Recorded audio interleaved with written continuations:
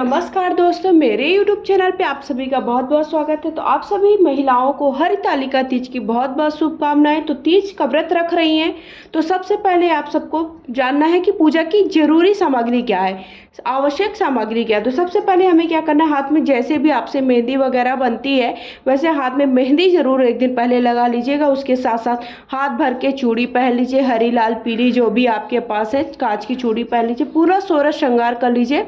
16 श्रृंगार करने के बाद हमें पूजा के लिए सामग्री एकत्रित करके पहले से ही रख लेनी, ताकि हमसे कोई भूल चूक ना हो।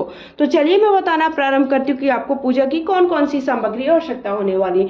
सबसे पहले हमें 1 लोटा भर जल ले लेना है, जिस पर हम कलश की स्थापना करेंगे। तो आप पीतल का भी कलश ले सकते हैं, तांबे का, या फिर देखिए नहीं है तो मिट्टी या स्टील का भी आप बना सकते हैं। ऐसा नहीं है कि बिल्कुल आपको तांबे या पीतल का ही कलश चाहिए। उसके साथ साथ 1 लोटे में जल और अलग से ले लीजिए, जिस पर हम क्या करेंगे कि जैसे आपको भगवान को जल के छींटे देने, स्नान वगैरह कराना है, उसके लिए हम 1 लोटे में जल हमने अलग से रख लिया। तो ये आप 2 लोटे जल ले लीजिए। फिर उसके बाद हमें उनको स्नान कराना है। तो इस तरह से देखिए, आप इस तरह से हमें दही ले लेना है, दूध ले लेना, या फिर आप पंचामृत भी बना करके ले सकते हैं। देखिए इसमें शहद और शक्कर मिला करके पंचामृत भी बना करके आप एक बार साथ ले सकते हैं। जरूरी नहीं कि आपको अलग अलग लेने की आवश्यकता है। उसके बाद देखिए इस तरह से मैंने मिट्टी से, देखिए ये मैंने गणेश जी बनाए हैं, ये मैंने शिव जी बनाए हैं, और ये माता पार्वती। तो माता पार्वती को मैंने आटे में थोड़ा सा हल्दी मिला करके बनाया है, और ये मिट्टी से बना है। तो इस तरह से देखिए आपसे जैसी आकृति बनती है वैसे आप बना सकते हैं। आप बहुत अच्छी आप आकृति दे सकते हैं उन्हें। ऐसा जरूरी नहीं है कि मैंने जैसा बनाया वैसे बनाया, बस आपके भाव सही होने चाहिए और आपका मन में श्रद्धा होनी चाहिए उनके लिए। तो इस तरह से हमें शंकर जी, पार्वती और गणेश जी बना लेना। जिस तरह से आपसे बहुत अच्छे बने तो आप बहुत अच्छे तरीके से बना लीजिएगा। उसके बाद हमें चाहिए होता है, देखिए इस तरह से भगवान शिव जी की एक फोटो चाहिए होती है, जिसमें शिव परिवार का फोटो हो, कोई भी चित्र है आपके पास वो रख लीजिए। फिर उसके बाद हमें हरतालिका तीज की कथा की किताब चाहिए। कथा का वीडियो देखिए आपको चैनल पे मिल जाएगा। फिर भी अगर आपके पास कथा की किताब है तो उसे रख लीजिए, नहीं है तो आप इसे स्किप भी कर सकते हैं। देखिए आप कथा, ऐसा नहीं कि कथा की किताब नहीं है तो आपकी पूजा संपन्न नहीं मानी जाएगी। तो इस तरह आप कथा की किताब रख लीजिए। उसके बाद देखिए इस तरह से हमें केले के पत्ते चाहिए होते हैं, जिनसे हमें मंडप बनाना होता है। आप चाहे तो देखिए फुलहरा भी कई लोग बनाते हैं। तो फुलहरा बनाने के कुछ नियम होते हैं, इसलिए मैं फुलहरा बना के आपको नहीं दिखा रही। फुलहरा बनाने के नियम होते कि अगर आपने एक बार घर पर फुलहरा रख लिया है तो आपको हर साल फुलहरा रखना होता, फुलहरा बनाना होता है। इसलिए आप सोच समझ के फुलहरा बनाए। इस तरह से आप केले के पत्ते से उनका मंडप बना सकते हैं और भी अच्छे से आप सजा सकते हैं। उसके बाद हमें देखिए चाहिए होता है, हमें कलश बनाने के लिए इस तरह से 5 चीज़ें चाहिए होती हैं। देखिए मैंने 1 सुपारी की गांठ ली है, हल्दी चूरा लिया, हल्दी की गांठ भी ले सकते हैं, 1 का सिक्का लिया, और इस तरह से पुष्प लिया है थोड़ा सा, इस पर आप अक्षत रख लीजिए, और 1 का सिक्का। 5 चीज़ों से हमें क्या करना है, हम कलश बनाएंगे। तो ये कलश बनाने के लिए हो गया। फिर उसके बाद हमें एक पूर्ण पात्र में अक्षत ले लेना है। इस तरह से एक पूर्ण पात्र ले लीजिए, उस पर अक्षत रख लीजिए, जिससे हम कलश की स्थापना करेंगे। उसके बाद हमें लाल कपड़ा चाहिए होता है बिछाने के लिए। लाल पीला कपड़ा ले लीजिए, लाल कपड़ा ज़्यादा शुभ होता है, लाल कपड़ा ही रखें। फिर इस तरह से देखिए मैंने जनेऊ ले लिया है। तो एक गणेश जी को चढ़ाने के लिए जनेऊ ले लिया है, एक शंकर जी को चढ़ाने के लिए। जनेऊ नहीं है तो ऐसा नहीं बिना जनेऊ की आपकी पूजा नहीं होगी। आप जनेऊ इस तरह से सूत से भी 5 बार या 7 बार लपेट कर जनेऊ बना सकते हैं। फिर उसके बाद हमें इस तरह से देखिए सिंदूर ले लेना है, कपूर ले लेना है आरती के लिए, और हमें आरती के लिए भी चाहिए रहेगा, साथ ही साथ हमें हवन करने के लिए भी चाहिए। हल्दी ले लीजिए।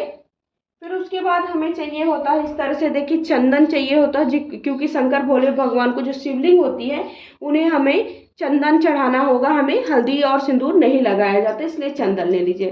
फिर उसके बाद हमें देखिए हमने श्रीफल, नारियल अवश्य लीजिए। जो साल भर के व्रत त्योहार होते हैं, साल भर में आप कोई पूजा व्रत करते हैं ना, तो आपको नारियल मतलब श्रीफल अवश्य रखना चाहिए। तो नारियल ले लीजिए, हमारे यहाँ नारियल बोलते हैं इसलिए मैं बोल रही नारियल।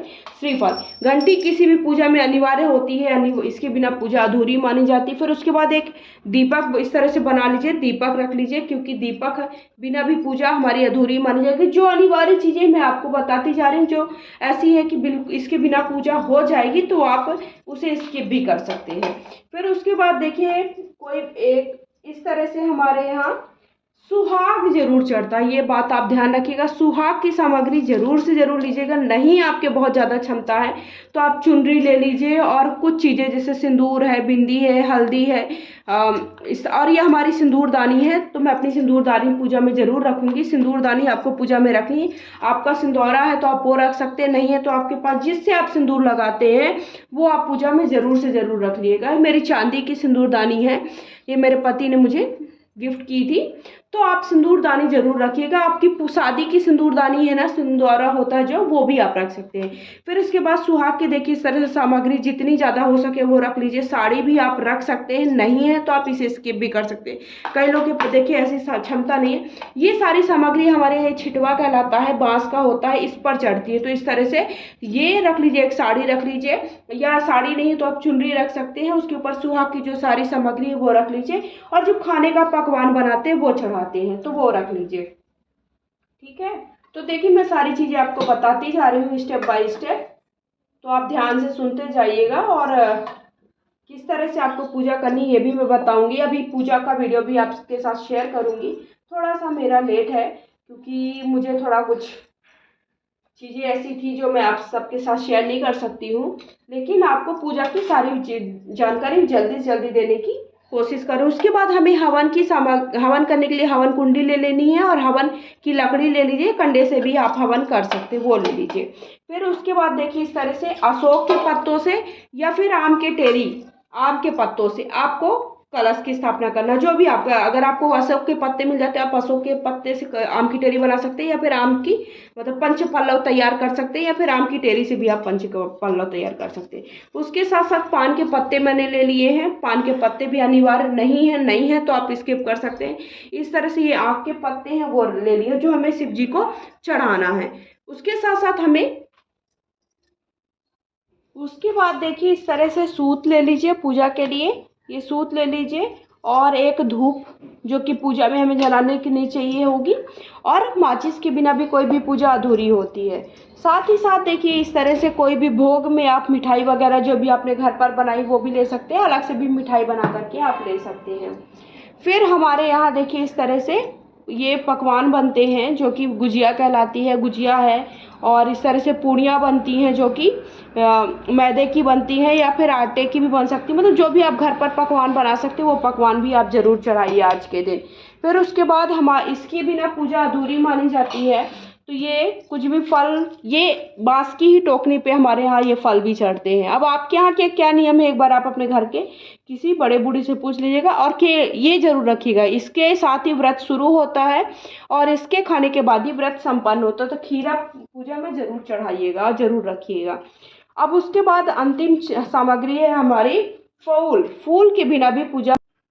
तो जो भी आपके पास, देखिए दूर्वा ले लिया मैंने, बेलपत्र ले लिया है, ये बेलपत्र ले लीजिए, फूल ले लीजिए, जो भी हो, माला फूलों की भी बना के ले सकते हो। तो इस तरह से पूजा की इतनी सामग्री हमें जरूर से जरूर चाहिए है। तो आपको आई होप सारी चीज़ें समझ में आ गई कि पूजा की सामग्री क्या क्या चाहिए। अगर वीडियो थोड़ा भी पसंद आए तो वीडियो को लाइक करिए, चैनल को सब्सक्राइब करिए, कमेंट बॉक्स में जाकर हर हर महादेव या श्री शिवाय नमस्तुभ्यम अवश्य लिखिएगा।